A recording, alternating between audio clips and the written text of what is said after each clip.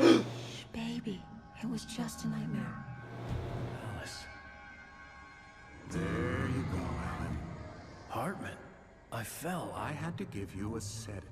Don't fight it. You went through another rough period. What? Just like the page said. To stay calm. We don't want you to have another episode. You're a patient at my clinic. Have been for a while now. The shock of your wife's death triggered a mental illness. No, you're lying. You're suffering from various symptoms of undifferentiated schizophrenia. Bastard. It's okay, Alan. Just let go. I love how you can read the manuscript page of exactly what they're going to say. I just love that. I eat that shit up. It's very good stuff. Now, of course, once we get control back, we'll hear the pages, too. I felt groggy. Whatever Hartman had bumped in me was making me numb. I felt like this was happening to someone else. Someone I was watching on television. I couldn't think. Couldn't focus. Alright, so let's go ahead and... Episode 3. Let's see. Nightingale radio station serves from Nightingale. We attacked by a possessed object. Weakened our presence in the lodge. Alright. Attacked. I don't think we heard this one. Rose didn't know how the strange old lady got in her trailer, and she looked wrong somehow. The woman showed her teeth in an approximation of a smile and traced a finger down Rose's cheek. Pretty girl, she said. Rose felt as if she was falling asleep, but her knees didn't buckle. The crone spoke in a whisper, her words ice cold and dark in Rose's ear. Okay. Touched by the dark presence, Rose was lost in a dreamland where everything was drawn in black and gray crayons. It promised her that all her wishes would come true. She would be Alan Wake's muse. She was smiling so hard it hurt her face. She crushed a bottle full of sleeping pills into the coffee. Deep down inside, she was screaming in terror. Danny had stepped out, but what stumbled back in was something else. Something alien. A monster. Walter tried to kill it, first with his fists, then a chair. It wouldn't die. Instead, it kept coming, unaffected by the beating it had taken. After Walter managed to kick it down the cellar stairs, fear took over. He ran, got behind the wheel, gunned the engine. The booze wouldn't make him forget, but he knew he had to try. So, Walter was fighting a Taken, and actually came out fine in the end. The bulldozer's engine roared to life. Mud and rocks flew as it fought for traction. It crashed through the concrete wall and landed heavily in the yard. If it were an animal, it would have shaken its head after the impact, fixed its eyes on me, and charged. Of course, it had no head, nor eyes. Shadows crawled on its form, twisting it into a monster. Then, it came for me. Ran us over a couple times, too. Even after all this time, hearing the Night Springs theme caused a surge of conflicting emotions in me. It'd been my first real writing gig.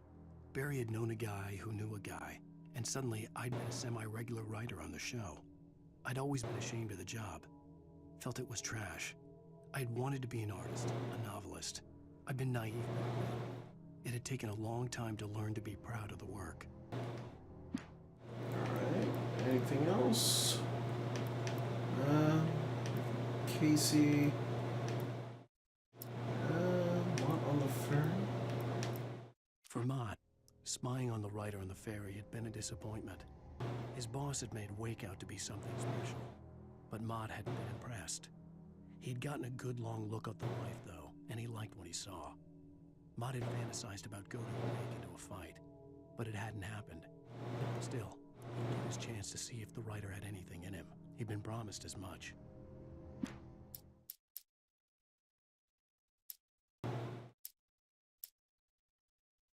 Oh, here we go. Tor. Lightning flashed behind the Lake Lodge. Tor Anderson laughed and held the steel hammer above his head. Nurse Sinclair was trying to calm him down without success. Tor grinned madly and shouted, "My hammer's up. Here's a friendly poke from Molnir, wench." He brought the hammer down with all his might on Sinclair's head. "We're on a comeback tour, baby." Yeah, we'll be running to those guys here just a moment. The was a prisoner here. Hey!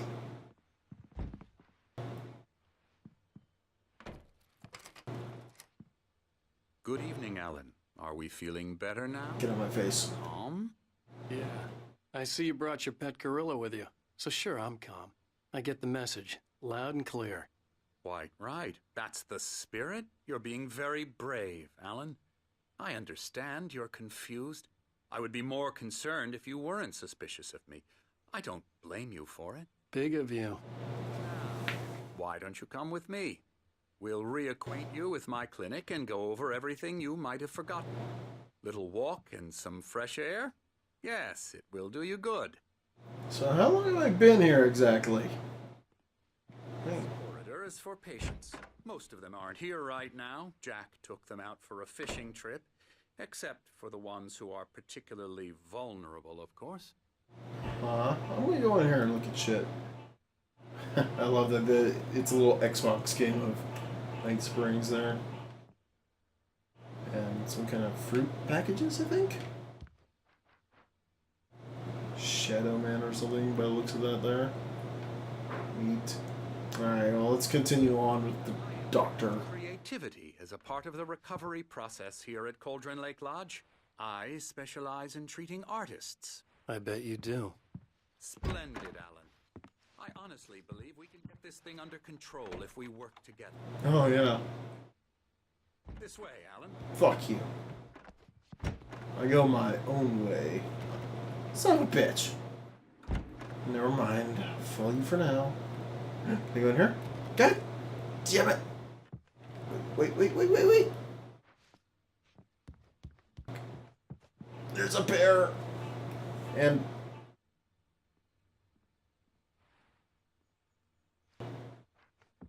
very weird. Alright, you fucker. Now, Alan, from past experience with you, I know I need to get right into the heart of the matter as quickly as I can after an episode. So I'm just going to say this. Alice is dead. No. You're in a very vulnerable state until you understand and accept this. Alice drowned, and you couldn't face that.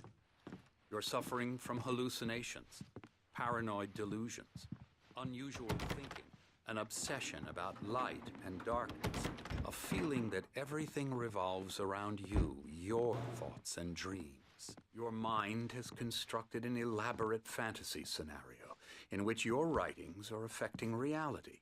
She has been kidnapped, and supernatural forces of darkness are trying to stop you. We go this way, Alan. I wasn't ready for another shot, so I went along with it. He had to be lying. But under the influence of the drug he had given me, I had to fight not to believe his words. It's all in your head. No. You've been making it up. Nope. Apart from the tragic accident with your wife, no one has been killed. Your delusions are just a manifestation of your subconscious mind trying to protect you from the too painful truth. I want to hit you. Unless we fight the fantasy, it will return. I know the instinct is to resist me, but think about it. Doesn't this make far more sense than the insane supernatural conspiracy you have concocted in your mind? Nope. You're a skeptic by nature, Alan. We both know this. Everything can be explained logically. Not everything. There's always a little room for anomalies.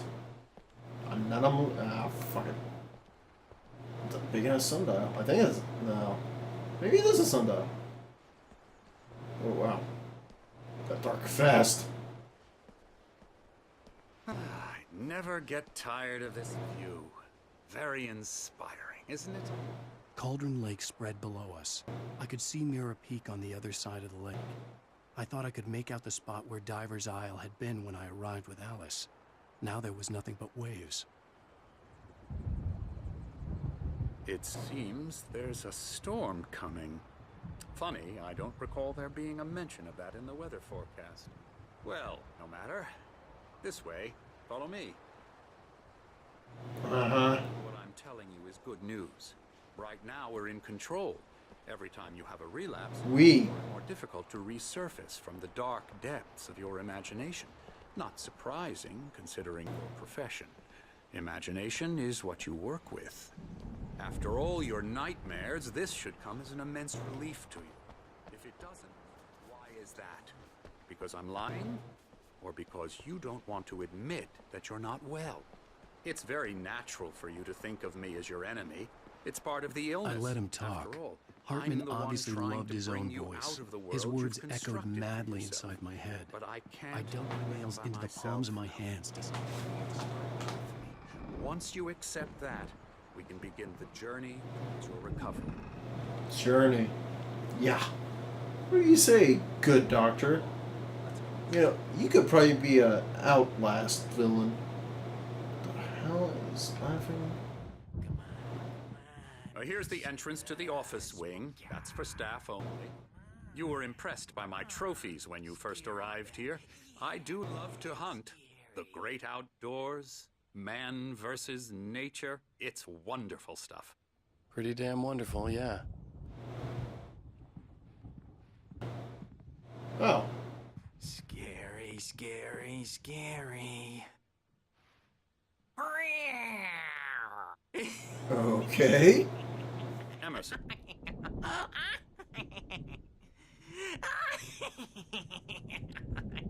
I'm a real bad dream, mister. You should be afraid of me. Don't want to run into me in the night, that's for sure. please, Emerson. Mr. Wake is confused enough as it is.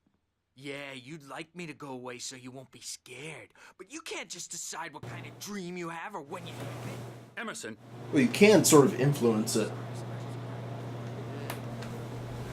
Emerson. We're actually making some progress with him, I'm happy to say. He works on video Elbow games. strike.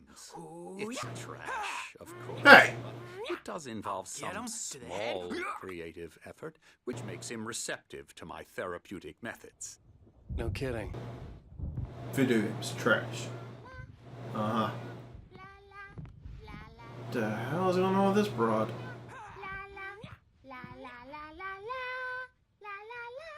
Come, Alan, this way. Yeah, hold on.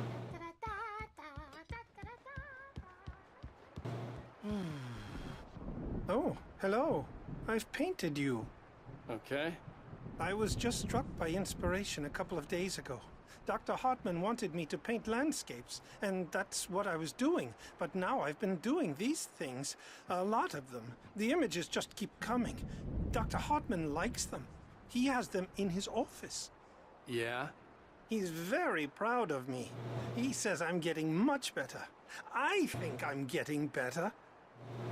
Sure you are. Buddy. Guess I'd better start wrapping this up. The storm is almost here. Look at that. I'd hate to be out there tonight. Huh?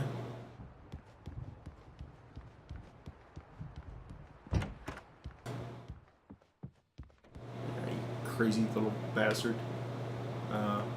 Hi. Damn it. Clever one. Just lock the damn door. I don't know, personally, I love that sound of thunder. Seeing the lightning flashes. Even better when you see the cracks. Oh. It's good shit. Hello. Hartman had mentioned that the power had been acting up. Maybe that was the reason for the generator and the work light on the balcony.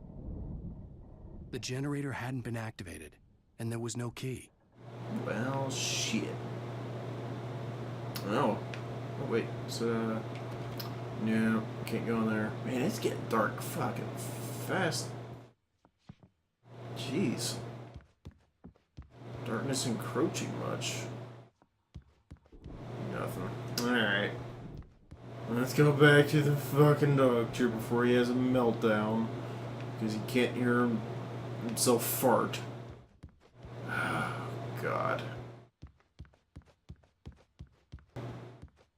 Son of a bitch. Damn it. Oh, that's a pretty one. Now, you might have noticed the typewriter in your room. I've been writing as a part of the therapy. As soon as you feel up to it, you should